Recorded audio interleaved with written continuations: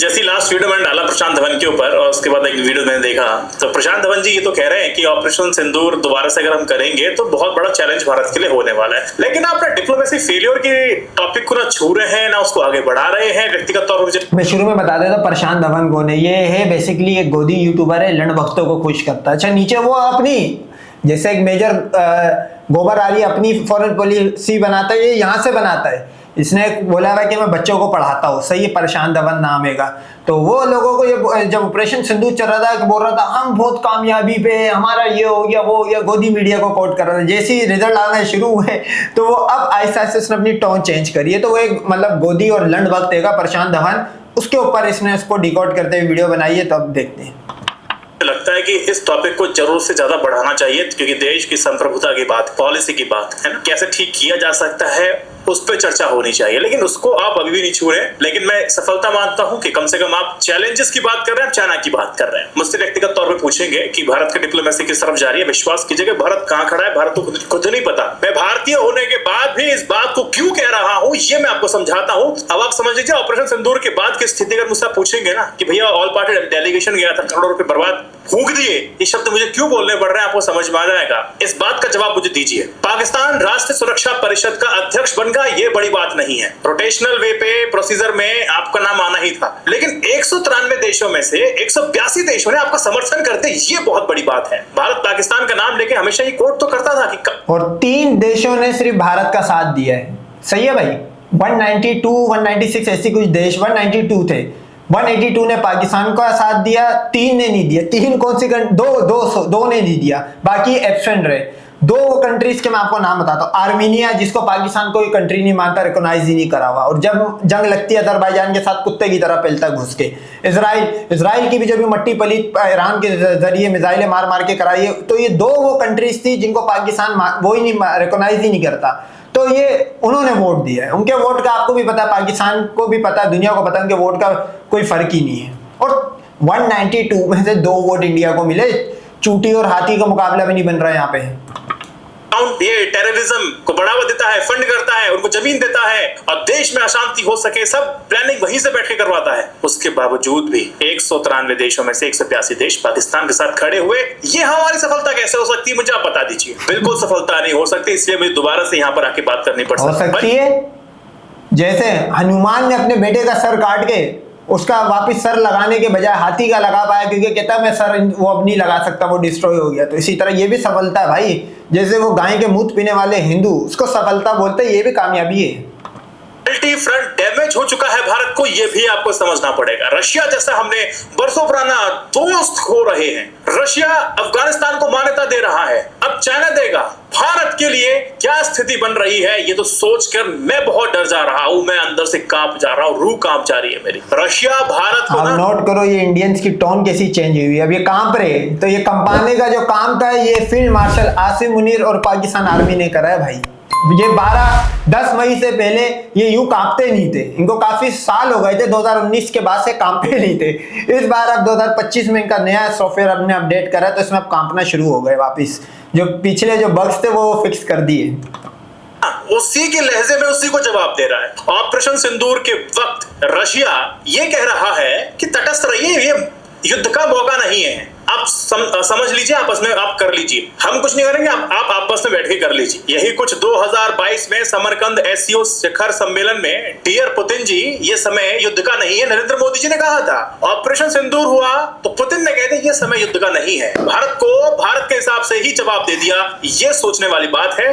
हम अपना वो बहुत जिगरी दोस्त खो रहे हैं जो बरसों की विदेश नीति के बाद हमने बनाया था, अब उसको हम गवा रहे हैं। दूसरी बात, भारत अमेरिका के पास जाता, विदेश नीति नहीं, टट्टे चुप के बनाया था भाई, क्योंकि रशिया को समझ आ गई थी कि जो पाकिस्तान ने बदला लिया था 90 में इनके टुकड़े करके, अब वो मजीद पाकिस्तान को पिन नहीं कर सकता, वरना इस्लामिक स्टेट का तो आपको पता है हमले होते ही रहते रशिया में जा रहा है और रशिया से दूर होता जा रहा है। हमारे संबंध तो अमेरिका से भी तो अच्छे नहीं है। यहाँ खेल बहुत अलग चल रहा है। देखिए मैं आपको एक आंकड़ा देता हूँ। You have a large Facebook audience. Why not monetize it? Already monetizing it. Why not try to earn? बेटा मोनेटाइज हो गया चैनल। कि भारत लगातार ना क्वाड में, अमेरिका, भारत, जापान, ऑस्ट्रेलिया और I2U2, भारत, इजराइल, यूएई और अमेरिका जैसे गठबंधन में हिस्सा लेता है भारत। ये जो गठजोड़ है ना, वो चाइना और रशिया का एंटी माना जाता है। हमारे संबंध रशिया से क्यों खराब होते जा रहे हैं, इसका एक बताता हूँ। एक तो आप उनके आंतरिक मसले में आप ये ज्ञान दे रहे हैं कि आपको युद्ध नहीं लड़ना चाहिए, है ना। दूसरा, व्यापार लगातार जो होता आ रहा था उसको घटाते जा रहे हैं क्योंकि अब अमेरिका से आपको व्यापार करना है। देखिए, आपको आंकड़ा देता हूं, 2016-20 के बीच अमेरिका और फ्रांस से ना हथियार आयात है ना काफी ज्यादा भारत का बढ़ा है। 2000 के दशक से भारत के हथियार का जो आयात का 75% ना रशिया से होता था। अगर भारत के अंदर 100 हथियार है, उसमें 75 रशिया से आते थे। और अभी 75% का जो हिस्सा है ना 2018 में घट करके 58% तक रह गया। और दूसरी तरफ रशिया ने पाकिस्तान और चाइना के साथ अपनी रणनीतिक साझेदारी को बढ़ा दिया है। यह भारत के चिंता का विषय है। हम दूर वो कहीं और पास कि अमेरिका के साथ भारत का रिश्ता जो है ना वो स्वार्थ पर आधारित है। लेकिन मतलब मैं इसको आसान लैंग्वेज में मैं आपको बता देता हूँ कि दुश्मन का दोस्त भी दुश्मन कंसीडर करा जाता है, तो वही वाली बात हो गई। तो ये रशिया ने पाकिस्तान के साथ इसलिए हाथ मिलाया क्योंकि इंडिया को नीचा करने के लिए, वरना रशिया हर बंदा अपने फायदे के लिए आता है जियोपॉलिटिक्स में। तो हमारे में तो चलो ये आदत है, हम तो समझ जाते हैं, लेकिन ये जो लड़ भक्त और राम की जो काली गांड से निकले हुए लोग हैं वो बाप बना लेते फौरन। तो ये उनके लिए बेसिकली एक आई ओपनिंग वीडियो है। रशिया के साथ दोस्ती विश्वास और इतिहास की नींव पर टिकी थी। क्या भारत इस संतुलन को बनाए रख पाएगा? अभी तक तो लग नहीं रहा। ये भविष्य के लिए बहुत बड़ा सवाल है। ऑपरेशन सिंदूर हुआ, कहा गया भाई हम जीत गए। जब तुम जीत गए तो ऑल पार्टी डेलीगेशन भेजने का क्या मतलब था? रशिया यूक्रेन पर लड़ाई कर रहा है, चढ़ाई कर रहा है, क्या कभी वो ये कहता है कि हम ऑल पार्टी डेलीगेशन भेज रहे हैं दुनिया को समझाने के लिए? अमेरिका इराक को ये बोलता है कि भैया इसने ऐसे बॉम्ब बना दिए हैं जो पूरे भारत मतलब पूरे विश्व के लिए बड़ा खतरनाक हो सकता है। कौन थे जिनको बेमतलब मार दिया गया? सद्दाम हुसैन। बाद में निकला कुछ था ही नहीं ऐसा। क्या अमेरिका ने कभी जाकर के ऑल पार्टी डेलीगेशन भेजा कि हमें ऐसा किया, हमने ऐसे किया? लेकिन ऑपरेशन सिंदूर के बाद भारत ने ऑल पार्टी डेलीगेशन भेजा। एक छोटा देश भी ये नहीं कह रहा कि हम पाकिस्तान के खिलाफ वोट करेंगे। अब आपको लगा कि भाई थोड़ा डिटेल में बताओ। 3 चीज बताऊंगा। हमारी सेना की कहानी, दुनिया ने क्या परसीव कर लिया, और डिप्लोमेटिक हमारे लेजर लाइट जयशंकर जी, तो मुझे नाम भी याद नहीं है, अब विदेश मंत्री लेजर लाइट सम्मानजनक स्थिति में लाने के लिए बहुत बहुत धन्यवाद आपका साहब। देखिए, मैं आपको एक छोटी सी बात बताता हूँ। ऑपरेशन सिंदूर के दौरान भारतीय वायुसेना ने कुछ लड़ाकू विमान खो दिए हैं क्योंकि सरकार ने हमारे हाथ बांधे हुए थे। सरकार ने कहा था कि पाकिस्तान के सैनिक, ये इतने लेवल के झूठे मक्कार लोग हैं। आप नोट करो, 2-3 मई को उसने नेवी और आर्मी एयरफोर्स सारों के चीफ को मिला के मोदी ने एक मीटिंग करी, सही है, बिना ऑडियो की वीडियो रिलीज करी गई, बिना ऑडियो के, ओके। उसमें बाद में उसकी स्टेटमेंट, ज्वाइंट स्टेटमेंट उस मीटिंग की ये निकली कि भाई साहब हमने तो पूरे फ्री हैंड दे दिया। पाकिस्तान ने 1 घंटे बाद बोला कि हमारी भी हो गई, हमने भी फ्री हैंड दे दिया। अब दोनों पार्टियां थी फ्री हैंड। उसके बाद जब इनको जूते पड़े, हार गए, सरेंडर करा इन्होंने, तो अब ये बोल रहे हैं हमारे हाथ बनते। तो ये वो रंडी रोने जिसको बोलते हैं ना, RR, भारत माता के RR नहीं खत्म हो रहे अभी तक। सैनिक ठिकानों को नुकसान नहीं होना चाहिए। ये बात किसने कहा था? इंडोनेशिया के भारतीय दूतावास में तैनात डिफेंस अटैची नेवी के कैप्टन शिव कुमार, उन्होंने इस बात को कहा था। पाकिस्तान ने हल्ला मचाया कि हमने भारत के कई सारे फाइटर जेट्स, हल्ला नहीं मचाया मेरे भाई, प्रूफ दिया है। अब ऐसे ऐसे तुम मान रहे हो, हल्ला तो उसको बोलते हैं चल भाई झूठ वूठ सब पहल दो जो तुम लोगों ने करा। 1 रात में कराची फतह, 1 घंटे में लाहौर फला ढिमकाना, पूरा पाकिस्तान फतह, उसके बाद भी जंग चल रही थी। तो ये तुम्हारे यहाँ पे होता है, हमारे यहाँ पे नहीं है। विद प्रूफ दिया है। तुम्हारी ऑडियो रिकॉर्डिंग जो तुम्हारे एंड टू एंड इनक्रिप्टेड जो एयरफोर्स के लोग बात करते हैं वो हमने बाहर निकाल दी। तो तुम्हारे एंड टू एंड इनक्रिप्टेड भी सिस्टम नहीं छोड़ा हमने, हमारे बहुत गिरा दिए। भारत ने बोला हमने भी तो बहुत गिरा दिए। भारत बोलता रहा कि हमने 6 फाइटर प्लेन गिरा दिए हैं, तो पाकिस्तानी कह रहे हैं कि हमने तो 6 भी गिरा दिए, उसमें हमने आपके S-400 भी गिरा दिए। अब 6 गिराए कि 2 गिराए, 3 गिराए, हमें पता नहीं, लेकिन दुनिया 3 मान के चल रही है कि 3 भारत के भी फाइटर प्लेन गिरे हैं। ये चर्चा मोटी मोटी हुई है, 6 नहीं मान रहे, 3 गिरे हैं। अब इसमें हुआ क्या? यहाँ पर अब आप कहेंगे कि भाई चलो कम से कम उनके ज्यादा गिर गए, हमारे कम गिर गए, लेकिन नतीजा कुछ नहीं निकला। आम नागरिक हमारे भी मरे, डैमेज वहां पर भी हुआ, आपके भी गिरे, हमारे भी। हमारे भाई आटे में नमक के बराबर लोग शहीद हुए। मतलब पाकिस्तान के अगर आप टोटल मिलाओ तो मेरे ख्याल में कितने 10 से 12 फौजी शहीद हुए थे और 2-3 बंदे जो बेस में हो गए वो लोग शहीद हुए। अपने बताओ 50 तो तुम्हारी शेलिंग 250 तो हमने शेलिंग से बॉर्डर पे LOC भी मार डाले। उसके बाद जो ब्रिगेडें उड़ाई है उसकी तो वीडियोस अगर आप लोग देखोगे तो कीमा बन गया था। जो जो जहाँ था आखिरी, जो हिंदू की जो आखिरी रस्मात होती बारबेक्यू बनना, वो हमने इनको जिंदा जीते जी बारबेक्यू बना दिया। कम से कम 1000 से 1200 इनके इंडियन हिंदू फौजी मारे गए। उसके बाद जो हमने राजौरी पूंछ का कब्रिस्तान बनाया, कितने सिविलियन मारे गए उनको तो हम गिनते भी नहीं है। लेकिन जश्न बड़ा जबरदस्त दोनों तरफ बनाया गया। पाकिस्तान के लिए हमने देखे दोनों तरफ नहीं भाई, एक तरफ बोल, पाकिस्तान भी बना, दूसरी तरफ तो यही हो रहा था, सीज फायर कर दिया, ये हो गया वो हो गया, डेलीगेशन भेज दिए, हमने तो नहीं भेजा कहीं भी।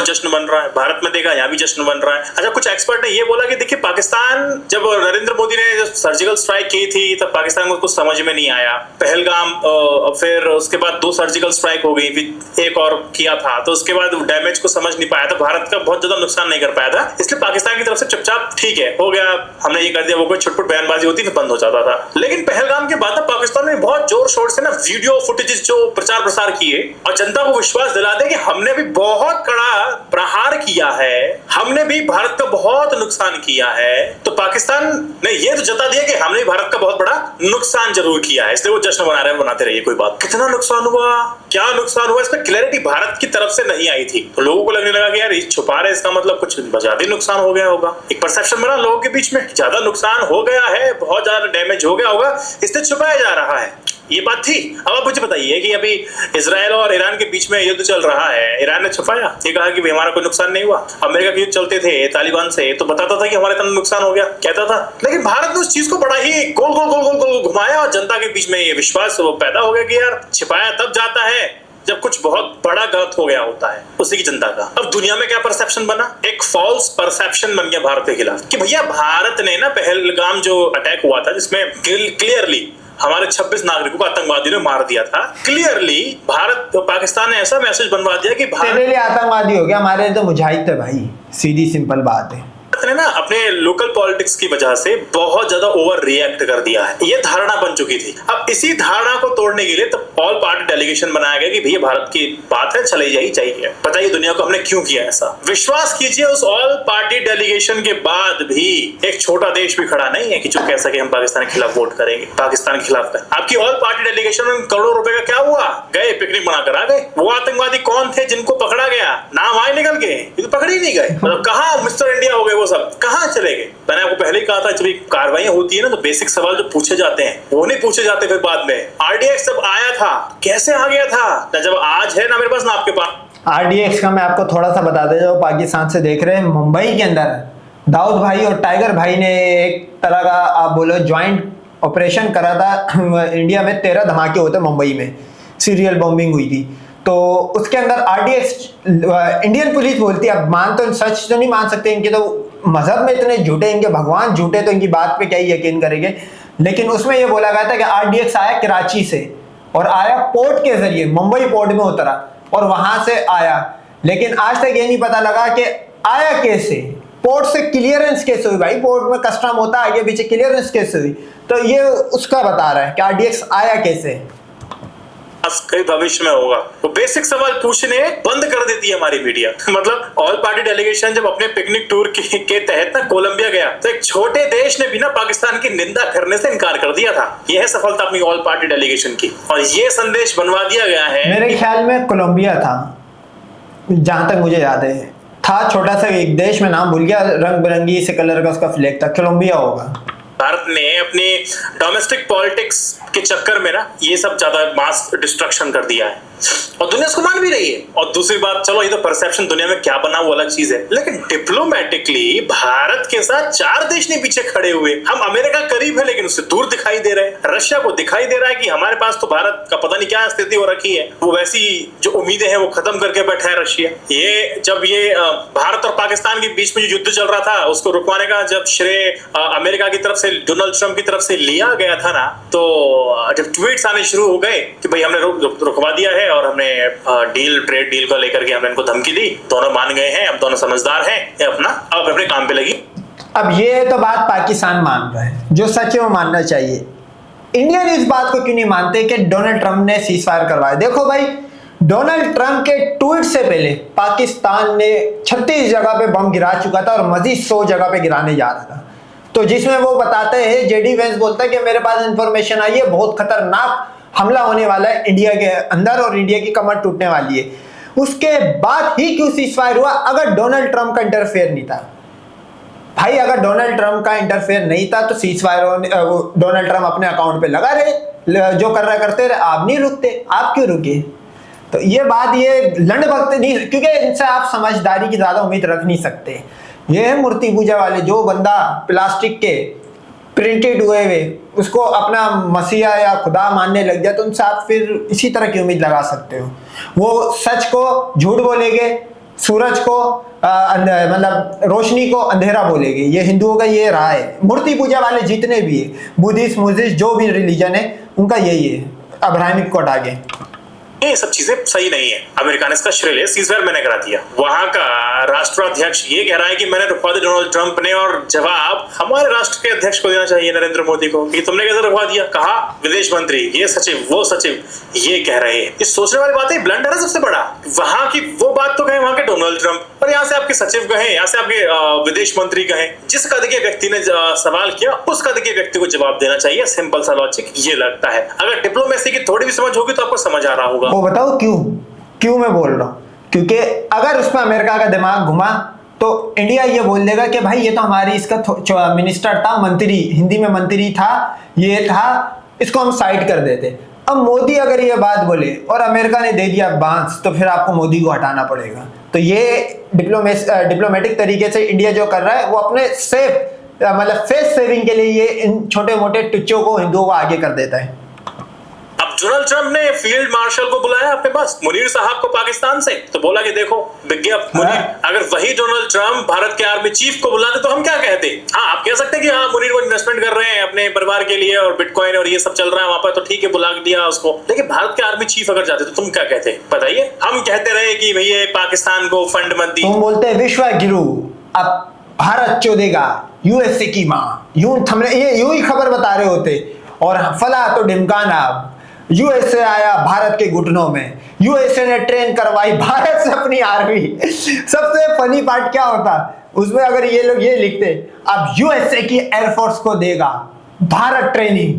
सोचो ये कितना बड़ा मजाक होता कि यूएसए की एयरफोर्स की ट्रेनिंग भारत की एयरफोर्स कर रही है। इसको आइसोलेट कीजिए, बहुत कहते रहे। उसके कहने के बाद भी क्या हुआ? रशिया ने पाकिस्तान के साथ 40,000 करोड़ की डील कर ली, IMF ने 2.3 अरब डॉलर का लोन मंजूर कर दिया, और कोई भी देश पाकिस्तान के लिए इतना भी नहीं कर रहा है। तो मेरे समझ में ये नहीं आ रहा है कि diplomacy failure, diplomatic foreign policy, इस पे बातचीत क्यों ना की जाए। सवाल तो ये है ना। अब मुझे बताइए क्या मतलब पॉजिटिव वाइब आ रही है आपको? अगली बात करूंगा, वीडियो को एंड करूंगा, बहुत लंबा वीडियो हो रहा है। तालिबान सरकार को रशिया ने मान्यता दे दी है, भारत पे भी असर पड़ेगा? भारत के लिए क्या चेतावनी है ये मैं बता देता हूं। देखिए, अभी लोग ये बोल रहे हैं कि हमें समझ में नहीं आ रहा कि रशिया एक पहला देश बन चुका है जो तालिबान के, तुम्हें समझ आएगा भी नहीं, तुम्हारा सारा रास्ता ही ब्लॉक कर दिया पाकिस्तान ने।